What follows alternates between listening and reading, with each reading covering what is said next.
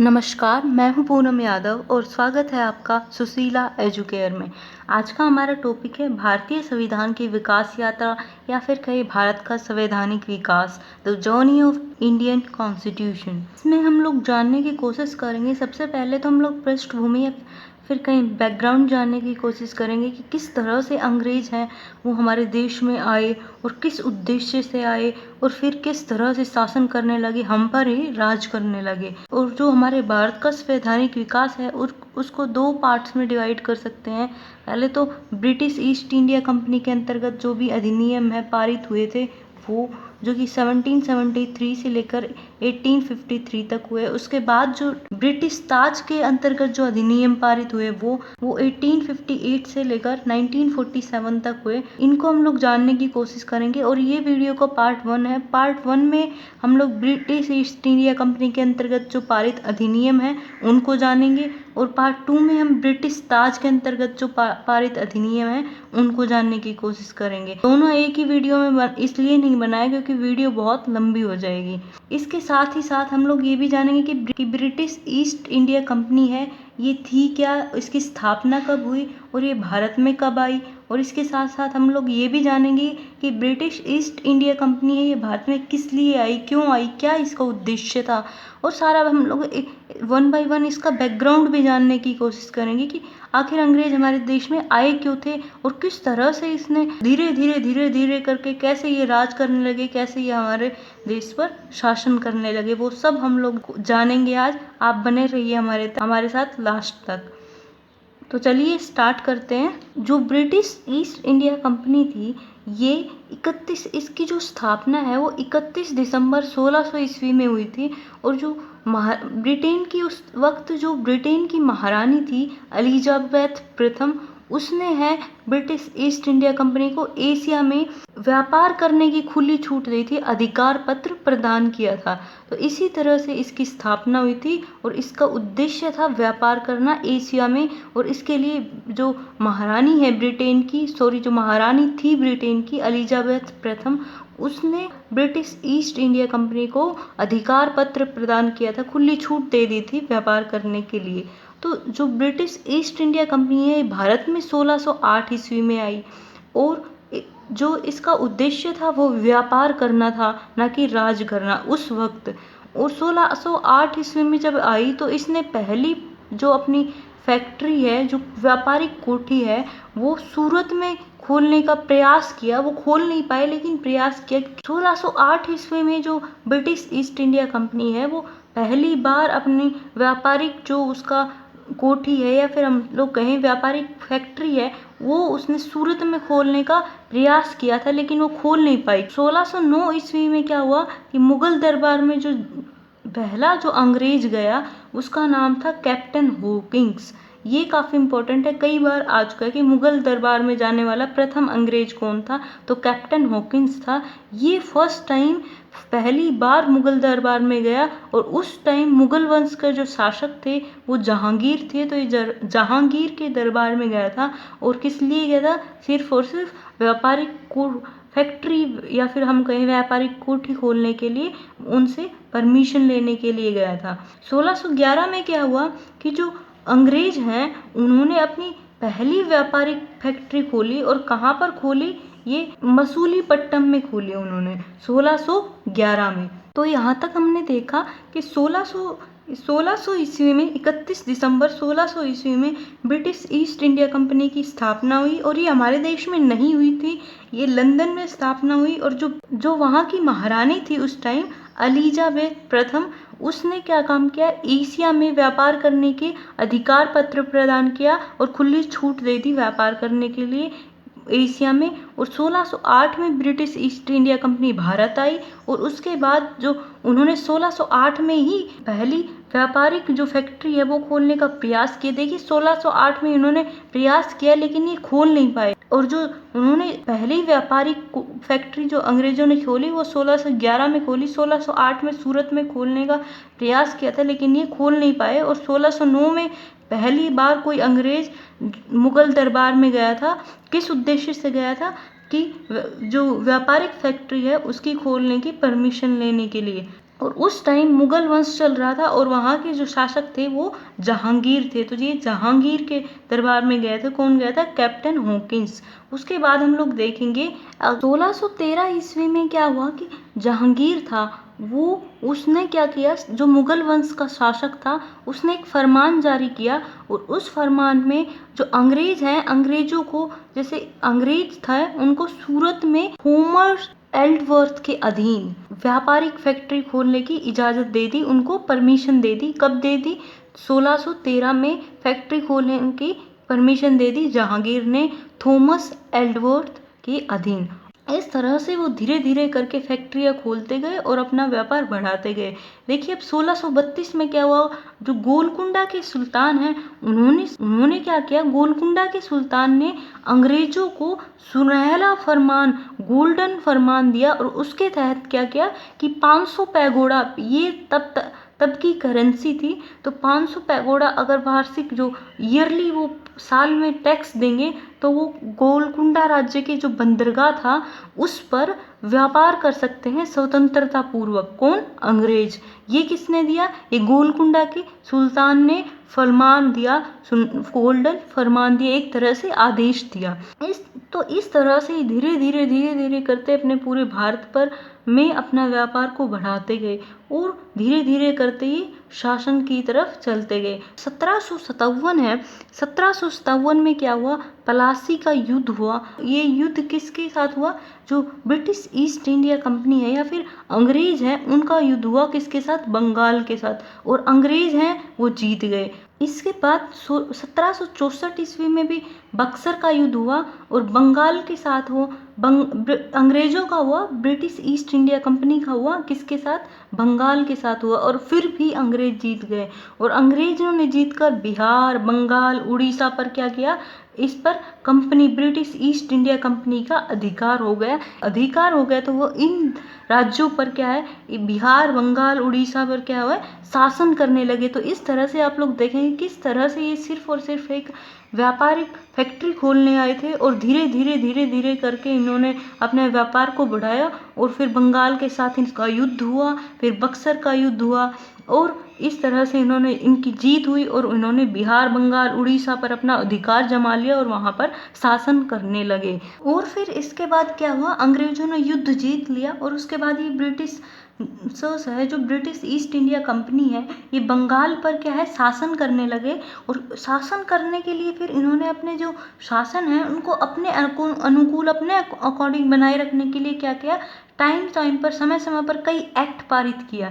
और जो एक्ट इन्होंने अपने शासन बनाए रखने के लिए, अपने अकॉर्डिंग, अपने अनुकूल शासन बनाए रखने के लिए जो एक्ट पारित किए, वो ही भारतीय संविधान के विकास की सीढ़ियां बनी। उन्हीं से भारतीय संविधान का विकास हुआ। ब्रिटिश ईस्ट इंडिया कंपनी के अंतर्गत जो अधिनियम पारित हुए 1773 से लेकर और 1853 तक जो अधिनियम पारित हुए, उनकी आज हम इस वीडियो में चर्चा करेंगे। और उसके बाद जो सेकंड वीडियो है उसमें हम लोग ब्रिटिश ताज में के अंतर्गत जो अधिनियम पारित हुए 1858 से लेकर 1949 तक, वो हम लोग सेकंड वीडियो में डिस्कस करेंगे। तो चलिए स्टार्ट करते हैं आज की फर्स्ट वीडियो। सबसे फर्स्ट जो ब्रिटिश ईस्ट इंडिया कंपनी के अंतर्गत जो पारित हुआ जो अधिनियम, एक्ट पास under British East India company, और जो फर्स्ट एक्ट पारित हुआ वो है रेगुलेटिंग एक्ट 1773। तो इसका क्या अर्थ हुआ? रेगुलेट का अर्थ होता है नियंत्रण करना। तो इन्होंने क्या काम किया, नियंत्रण ही किया था, क्योंकि बंगाल जीत चुके थे और इन्होंने बंगाल पर शासन करना प्रारंभ कर दिया था। तो इसी के लिए उन्होंने एक्ट पारित किया। रेगुलेटिंग एक्ट जो पारित हुआ, ये भारत में पहली बार जो कंपनी के शासन के लिए पहली बार कोई लिखित संविधान था। इससे पहले कोई भी लिखित संविधान पारित नहीं हुआ था। तो ये पहला प्रावधान था जो कि भारत में शासन के लिए कंपनी द्वारा एक लिखित प्रावधान जारी किया गया था, प्रस्तुत किया गया था। और इससे क्या हुआ कि जो भारत में जो कंपनी का जो प्रशासन था उस पर जो ब्रिटिश संसद का क्या हुआ, नियंत्रण हुआ, उसका कंट्रोल की शुरुआत हुई रेगुलेटिंग एक्ट से। और इसके अंदर जो प्रावधान किए गए वो आज अब हम लोग पढ़ेंगे। तो सबसे पहला जो प्रावधान किया गया वो क्या था, बम्बई व मद्रास प्रेसिडेंसी को कलकत्ता प्रेसिडेंसी के अधीन कर दिया गया। पहले जो 3 अलग अलग प्रेसिडेंसी थी, बम्बई, मद्रास की और कलकत्ता की, लेकिन जैसे ही रेगुलेटिंग एक्ट पारित हुआ तो उसके पश्चात जो बम्बई और मद्रास की प्रेसिडेंसी थी उसको कलकत्ता प्रेसिडेंसी के अधीन कर दिया गया, उसके अंतर्गत कर दिया गया। और जो कलकत्ता प्रेसिडेंसी है उसमें गवर्नर जनरल और 4 सदस्यों वाली परिषद की नियंत्रण में क्या किया गया, इसकी स्थापना की गई। उसके साथ ही साथ क्या किया, कलकत्ता में सुप्रीम कोर्ट की स्थापना की गई। और सुप्रीम कोर्ट की जो स्थापना की गई उसी के अंतर्गत, कलकत्ता के अंतर्गत ही बंगाल, बिहार और उड़ीसा आने लगे, क्योंकि इन्हीं पर ब्रिटिश ईस्ट इंडिया कंपनी ने बंगाल के साथ युद्ध करके अपना जो अधिकार है वो प्राप्त कर लिया था। इसीलिए जो सुप्रीम कोर्ट की जो स्थापना की गई कलकत्ता में, उसी के अंतर्गत बंगाल, बिहार और उड़ीसा भी आने लगे।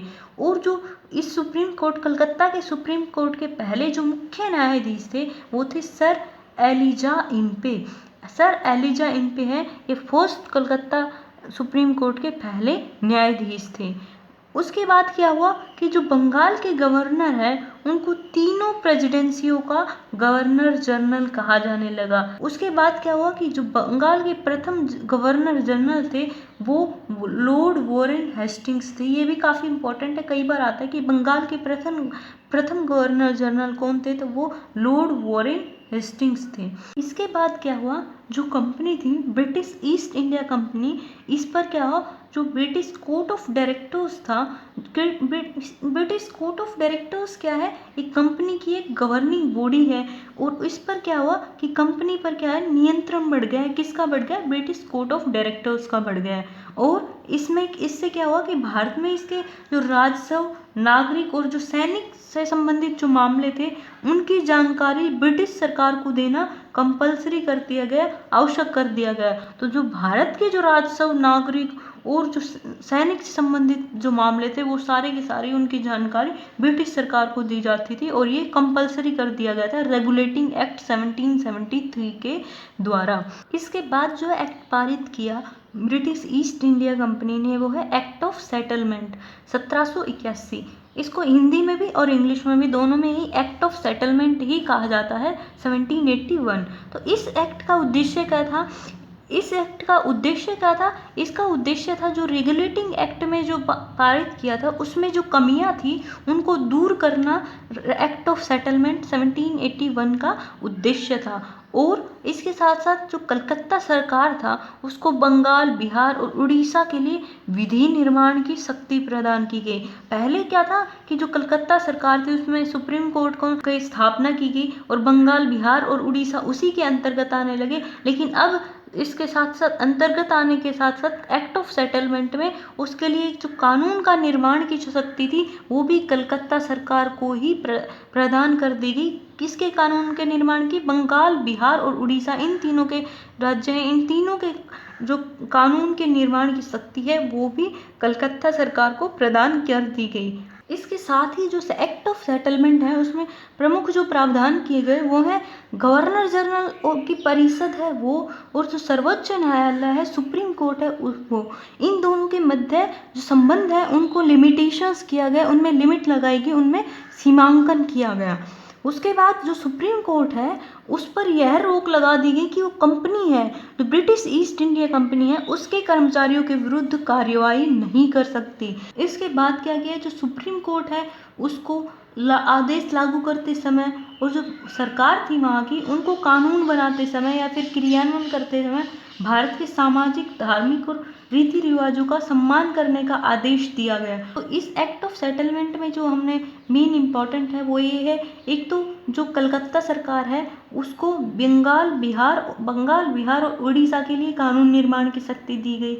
और क्या किया गया, वो न्यायालय पर रोक लगा दी गई कि वो कर्मचारियों के विरुद्ध कार्यवाही नहीं कर सकती, और सुप्रीम कोर्ट को आदेश दिए लागू करते समय, और जो सरकार है वहाँ की उसको जो भी कानून बनाए हैं उस कानून बनाते समय भारत की सामाजिक, और धार्मिक रीति रिवाजों का सम्मान करने का आदेश दिया गया। उसके बाद जो एक्ट आया वो है पिट्स इंडिया एक्ट 1784।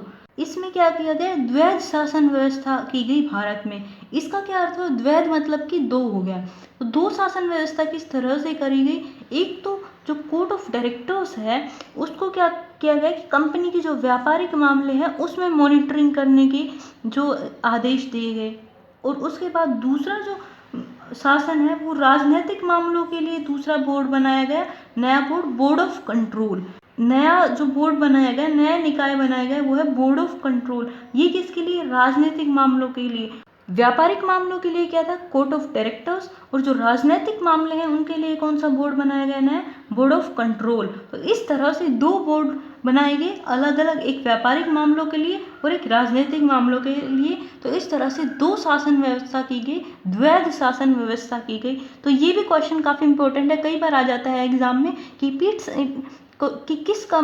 किस एक्ट के तहत द्वैध शासन व्यवस्था का प्रारंभ हुआ। तो द्वैध शासन व्यवस्था का प्रारंभ पिट्स इंडिया एक्ट 1784 के तहत हुआ, इसकी के अंतर्गत हुआ। ये जो पिट्स इंडिया का एक्ट है ये दो कारणों से बहुत ज़्यादा महत्वपूर्ण है, बहुत ज़्यादा इम्पोर्टेंट है।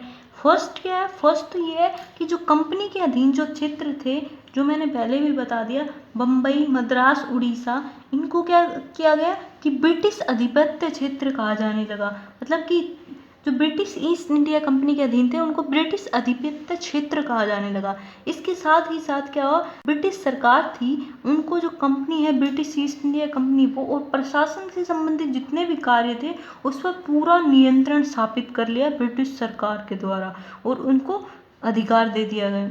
उसके बाद पिट्स इंडिया कंपनी एक्ट में क्या हुआ, एक और प्रावधान था जिसमें गवर्नर जनरल की परिषद, जो गवर्नर जनरल की परिषद की जो सदस्य संख्या थी वो 4 से घटाकर 3 कर दी गई। और जो मद्रास और बम्बई सरकारों को जो पूरी तरह से क्या गया, मद्रास और बम्बई सरकारों को पूरी तरह से बंगाल सरकार के अधीन कर दिया गया। बंगाल सरकार के अंतर्गत आने लगे मद्रास और बम्बई की सरकार। इसके बाद जो एक्ट आया वो है चार्टर्ड अधिनियम, चार्टर्ड एक्ट 1813। तो इसमें क्या किया गया, इसके अंतर्गत कौन कौन से प्रावधान किए गए, जो कंपनी के अधिकार पत्र हैं वो 20 वर्ष के लिए बढ़ा दिए, मतलब 20 वर्ष तक शासन करेगी, उसके बाद फिर से एक अधिनियम आएगा, फिर 20 वर्ष तक शासन करेगी, फिर उसके बाद अधिनियम आएगा। इस तरह से 20-20 वर्ष तक अधिकार पत्र बढ़ा दिए गए कंपनी के, कौन से, ब्रिटिश ईस्ट इंडिया कंपनी के। तो इसके अंतर्गत क्या हुआ, देखिए, तो 1813 में पहला चार्टर्ड एक्ट आया और 1813 में अगर हम लोग 20 ऐड कर देंगे तो कितना आ जाएगा, 1833। 1833 में जो है सेकंड चार्टर्ड एक्ट आया और इसमें और 20 ऐड कर देंगे तो कितना आ जाएगा, 1853। तो 1853 पे तीसरा चार्टर्ड एक्ट आया। तो इस तरह से इसको याद करने का आसान सा तरीका है, पहला चार्टर्ड एक्ट, प्रथम जो चार्टर्ड एक्ट है वो आया 1813 में, उसके बाद सेकंड आया उसमें 20 ऐड कर देंगे तो 1833 में, फिर उसमें 20 ऐड कर देंगे तो थर्ड आया वो 1853 में। चार्टर्ड अधिनियम पहला है, उसमें क्या किया गया, पहले ही मैं ये बात तो बता चुकी कि इसमें कंपनी को अधिकार पत्र दे दिए गए 20 वर्ष के लिए। उसके अलावा कंपनी का एकाधिकार समाप्त कर दिया गया, लेकिन कुछ एकाधिकार समाप्त नहीं किए गए, उनमें है केवल चीन के साथ व्यापार किया जाएगा, ये एकाधिकार समाप्त नहीं किया गया। और चाय का एकाधिकार था, चाय का व्यापार और चीन के साथ व्यापार, ये दोनों जो एकाधिकार थे ये बरकरार रखे गए, मतलब कि ये एज इट इज थे और सारे एकाधिकार समाप्त कर दिए गए। इसके अलावा जो ये काफ़ी इम्पोर्टेंट है, दिल्ली पुलिस में भी पहले क्वेश्चन आ चुका है, जो ईसाई मिशनरी थी उनको भारत में धर्म प्रचार की अनुमति दी गई। और उसके बाद क्या किया, भारत में शिक्षा के लिए 1 लाख रुपए प्रतिवर्ष देने का प्रावधान किया गया ब्रिटिश ईस्ट इंडिया कंपनी ने, किसके अंतर्गत, चार्टर्ड अधिनियम प्रथम के अंतर्गत। और ये भारत में शिक्षा के लिए 1 लाख क्यों दिए गए, जबकि ये तो अपने लाभ के उद्देश्य से आए थे। तो इसमें क्या हुआ कि भारत की जनता की सहानुभूति प्राप्त करना चाहते थे। इसके अलावा इनका भारत में बस दिखाना चाहते थे कि हम कल्याणकारी योजनाएं करते हैं, कल्याण के लिए कार्य करते हैं, लेकिन ऐसा कुछ नहीं था। वो सिर्फ और सिर्फ भारत की जनता की सहानुभूति प्राप्त करना चाहते थे। इसीलिए उन्होंने भारत में शिक्षा के लिए प्रतिवर्ष 1 लाख रुपए देने का प्रावधान किया। तो चार्टर्ड एक्ट फर्स्ट है, उसमें क्या किया, कंपनी के अधिकार पत्र को क्या किए, 20 वर्ष के लिए बढ़ा दिए गए। कंपनी का एकाधिकार समाप्त कर दिया गया। 2 एकाधिकारों को छोड़ के कौन कौन से, एक तो चीन के साथ व्यापार जारी रहेगा और चाय का व्यापार है वो जारी रहेगा। और ईसाई मिशनरी है उनको भारत में धर्म प्रचार के लिए अनुमति दी गई। और शिक्षा के लिए 1 लाख रुपए ब्रिटिश ईस्ट इंडिया कंपनी के द्वारा प्रावधान किया गया प्रतिवर्ष भारत के लिए। इसके बाद जो अगला एक्ट आया वो है चार्टर्ड अधिनियम 1833। Chartered act 1833। तो मैंने पहले भी बता दिया कि चार्टर्ड एक्ट 1813 है, उसमें 20 ऐड कर देंगे तो 1833 हो जाएगा। तो इसका जो उद्देश्य था ये क्या था, तो इसका उद्देश्य था वो ब्रिटिश सरकार द्वारा 1833 में जो सरकार में विधि निर्माण था और जो विधि निर्माण से संबंधित जो भी कार्य थे उन दोनों को स्पष्ट करना उसका उद्देश्य था। विधि निर्माण का अर्थ है कानून का निर्माण करना, और कानून के निर्माण से संबंधित जो भी कार्य हैं उन दोनों को स्पष्ट करना चार्टर्ड अधिनियम 1833 का उद्देश्य था। उसके बाद क्या हुआ, चार्टर्ड अधिनियम 1833 का जो अंतर्गत जो प्रावधान किए गए वो मेन थे, जो इम्पोर्टेंट थे वही मैं डिस्कस कर रही हूँ, नहीं तो बहुत ज़्यादा लंबे हैं, लेकिन जो पेपर के लिए जो एग्जाम पॉइंट ऑफ व्यू से इम्पोर्टेंट है वही मैं यहाँ पर डिस्कस कर रही हूँ। तो इसमें जो फर्स्ट जो प्रावधान किया गया वो था कि जो कंपनी के जो व्यापारिक अधिकार थे उनको पूर्णतः समाप्त कर दिया गया। इसके अलावा जो बंगाल का जो गवर्नर जनरल था उसको भारत का गवर्नर जनरल कहा जाने लगा। इसका क्या अर्थ हुआ, देखिए शब्द में सिर्फ एक ही शब्द का अलग हो रहा है, भारत और यहाँ पर बंगाल, लेकिन ये क्षेत्र के अकॉर्डिंग अगर सोचे तो बहुत बड़ी बात थी कि बंगाल का जो एक छोटा सा राज्य, जो छोटे से क्षेत्र का जो गवर्नर जनरल था उसको पूरे भारत, संपूर्ण भारत, हमारे देश का गवर्नर जनरल कहा जाने लगा। और जो भारत के जो सभी नागरिक और जितनी भी सैनिक की शक्तियाँ थी वो सारी प्रदान की गई उसके, किसको, भारत का गवर्नर जनरल को। और कौन था पहला गवर्नर जनरल, वो था लॉर्ड विलियम बेंटिक। ये भी काफ़ी इंपॉर्टेंट है कि भारत का प्रथम गवर्नर जनरल कौन था, तो ये था लॉर्ड विलियम बेंटिक। उसके बाद क्या हुआ कि भारतीय कानूनों का जो है बंटवारा कर दिया गया, मतलब कि वर्गीकरण कर दिया गया। और क्या हुआ, विधि आयोग का गठन किया गया। विधि आयोग का गठन मतलब कि उसमें क्या हुआ, ये जो विधि आयोग का गठन किया गया और जो ये विधि आयोग था ये प्रथम विधि आयोग था। किसके अंतर्गत, जो भारत में प्रथम विधि आयोग है ये कौन से एक्ट के अंतर्गत आया था, ये चार्टर्ड एक्ट 1833 के अंतर्गत गठन किया गया प्रथम विधि आयोग का। और जो इसके प्रथम विधि आयोग था इसके अध्यक्ष कौन थे, लॉर्ड मैकॉले थे। तो ये भी क्वेश्चन काफ़ी इंपॉर्टेंट है कि प्रथम विधि आयोग के अध्यक्ष कौन थे, ये लॉर्ड मैकॉले थे। और इसके अंतर्गत क्या आदेश दिया गया कि जो भारत के जो भारतीय हैं, जो भारत के व्यक्ति हैं, उनको किसी भी धर्म, जाति, वंश, लिंग या रंग के आधार पर या जन्म स्थान के आधार पर किसी भी कंपनी के किसी भी पद के लिए जिसके लिए वो योग्य हैं उससे वंचित नहीं रखा जाएगा। मतलब उनको वहाँ के धर्म, जाति, वंश के आधार पर भेदभाव नहीं किया जाएगा। ये प्रावधान तो किया गया कि भारत के किसी भी व्यक्ति को धर्म, जाति, वंश, रंग, जन्म स्थान के आधार पर किसी पद से जिसके लिए वो योग्य है वंचित नहीं रखा जाएगा। ये प्रावधान तो किया गया, लेकिन ये लागू नहीं हो सका। क्यों नहीं लागू हो सका, जो कोड ऑफ डायरेक्टर्स है, मैंने पहले भी बता दिया कि दो पिट्स इंडिया एक्ट है 1784, उसमें द्वैध शासन प्रणाली प्रारंभ हुई। उसमें क्या हुआ कि निदेशक मंडल, एक तो कोड ऑफ डायरेक्टर्स और जो बोर्ड ऑफ कंट्रोल है, ये दो निकाय हो गए। बोर्ड ऑफ कंट्रोल है वो राजनीतिक निकाय था और जो कोड ऑफ डायरेक्टर्स है वो व्यापारिक मामलों में मॉनिटरिंग करता था। तो जो बोर्ड ऑफ डायरेक्टर्स है उसने इसका विरोध किया और ये प्रावधान है ये लागू नहीं हो सका। इसका मतलब कि वंचित रखा गया भारतीयों को धर्म, जाति, वंश के आधार पर। और इसके बाद जो प्रावधान किए गए वो है दास प्रथा को समाप्त करने के लिए आवश्यक कदम उठाए गए और उसको गैर कानूनी घोषित कर दिया गया। दास प्रथा को आवश्यक कदम तो उठाए गए, लेकिन जो दास प्रथा का अंत है उसको अंत होते होते 10 साल लग गए। 1443 में देखिए 1833 में एक्ट पारित हुआ दास प्रथा का अंत के लिए जो प्रावधान किया गया, लेकिन इसको अंत होते होते 1443 हो गया। दास प्रथा क्या होती है, इसमें इसके अंतर्गत क्या होता है, ये दास्ता प्रथा भी बोल सकते हैं हम लोग, इसको गुलामी प्रथा भी बोल सकते हैं। इसके अंतर्गत क्या होता है कि जो जैसे कि अगर कोई भी ऋणग्रस्त है, किसी ने किसी से लोन ले रखा है और वो नहीं दे पा रहा है, नहीं चुका पा रहा है वो, और युद्ध में अगर कोई जीत गया तो युद्ध में जो बंदी बनाए हैं उन व्यक्तियों को क्या करा जाता था, पहले दास बनाया जाता था और उनसे कार्य करवाया जाता था। तो इस तरह से जो दास प्रथा थी उसको गैर कानूनी घोषित किया गया था चार्टर्ड एक्ट 1833 के अंतर्गत। अगला जो अधिनियम है वो है चार्टर्ड अधिनियम 1853, चार्टर्ड एक्ट 1853। इसका क्या उद्देश्य था, ये क्यों बनाया गया?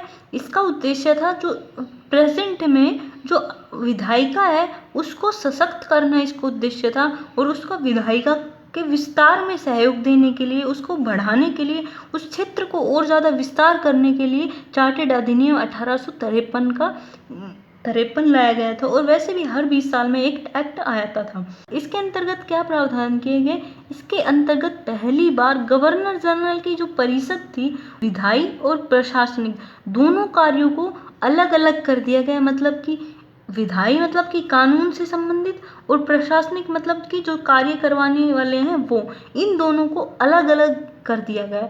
और जो संपूर्ण भारत है, पूरे भारत के लिए जो है एक पृथक विधान परिषद की स्थापना की गई। और जो बाद में जो पृथक विधान परिषद है ये बाद में लघु संसद बनी। ये बहुत ज़्यादा इम्पॉर्टेंट है, कई बार एग्जाम्स में आ भी चुका है और आगे भी आता रहेगा कि इसके अंतर्गत चार्टर्ड अधिनियम 1853 के अंतर्गत क्या किया गया, सरकारी सेवाओं में नामजदगी का सिद्धांत समाप्त कर दिया गया। नामजदगी क्या होता है, नॉमिनेशन मेथड है ना, उसको समाप्त कर दिया गया। नॉमिनेशन पहले क्या था कि पहले ऐसे ही बिना किसी उसकी योग्यता के निर्धारण के, बिना किसी परीक्षा के उनको क्या किया जाता था, उनको नॉमिनेट कर लिया जाता था, उनको पद दे दिया जाता था। लेकिन इसके अंतर्गत क्या किया गया कि इस जो नामजदगी का सिद्धांत है इसको समाप्त कर दिया गया, और जो कंपनी के जो महत्वपूर्ण जो इम्पोर्टेंट पद है उसके लिए क्या किया, जो कॉम्पिटिटिव एग्जाम्स हैं, प्रतियोगी परीक्षाएं हैं, उसका लेना प्रारंभ कर दिया गया। उसको मतलब कि प्रतियोगी परीक्षाओं के आधार पर भरने की व्यवस्था की गई। इस चार्टर्ड अधिनियम 1853 के अंतर्गत ही पहली बार सिविल सेवा परीक्षा में भारतीयों को शामिल किया गया।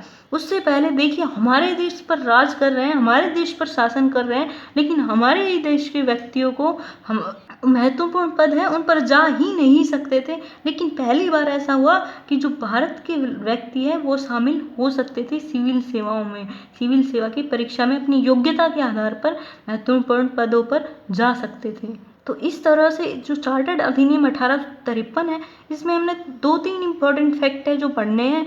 वो है, एक तो है सबसे पहले कि इसका उद्देश्य क्या था, तो इसमें विधायिका के जो सशक्त करना इसका उद्देश्य था और उसका विस्तार में सहयोग करना था। इसके अंतर्गत क्या हुआ कि संपूर्ण भारत के लिए एक पृथक विधान परिषद की स्थापना कर दी गई और वही लघु संसद बनी बाद में।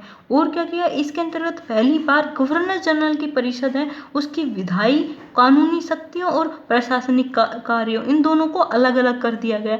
और पहली बार भारत में क्या हुआ कि सिविल सेवा परीक्षा ली गई और उसमें भारतीयों को शामिल किया गया। तो आज की वीडियो में हमने क्या क्या समझा, सबसे पहले तो ब्रिटिश ईस्ट इंडिया कंपनी के बारे में देखा कि ब्रिटिश ईस्ट इंडिया कंपनी की स्थापना कब हुई, क्या थी, किस तरह से आई। उसके बाद हमने देखा कि ब्रिटिश ईस्ट इंडिया कंपनी के किस तरह से शासन किया। सबसे पहले उसने व्यापार प्रारंभ किया, फिर पलासी का युद्ध हुआ, फिर उसके बाद बक्सर का युद्ध हुआ। तो इस तरह से उसने शासन करना प्रारंभ किया। उसके बाद हमने देखा अपने शासन प्रारंभ करने के लिए तरह तरह के एक्ट बनाए, तरह तरह के एक्ट पारित किए ब्रिटिश ईस्ट इंडिया कंपनी के अंतर्गत। और उसमें 1773 53 तक के एक्ट आज हमने पढ़े। उसके बाद हमने ब्रिटिश ईस्ट इंडिया कंपनी के अंतर्गत जो एक्ट पारित हुए वो पढ़े। रेगुलेटिंग एक्ट 1773 के बारे में पढ़ा हमने। उसके बाद जो हमने पढ़ा वो है एक्ट ऑफ सेटलमेंट 1781। उसके बाद जो हमने पढ़ा वो है एक्ट ऑफ सेटलमेंट 1781। उसके बाद हमने पढ़ा है वो है पिट्स इंडिया एक्ट 1784। उसके बाद हमने पढ़ा चार्टर्ड अधिनियम 1813। उसके बाद चार्टर्ड अधिनियम 1833 और उसके बाद हमने पढ़ा चार्टर्ड अधिनियम 1853। तो आज के लिए इतना ही, और नेक्स्ट जो वीडियो है इसी की पार्ट 2 आएगी। उसके अंतर्गत हम पढ़ेंगे ब्रिटिश ताज के अंतर्गत जो भी अधिनियम पारित हुए वो भारत शासन अधिनियम 1853 से लेकर और 1947 तक, जब हमारा देश आज़ाद हुआ तब तक। तो इसके लिए पार्ट 2 देखिए, और वीडियो यहाँ तक देखने के लिए थैंक यू सो मच।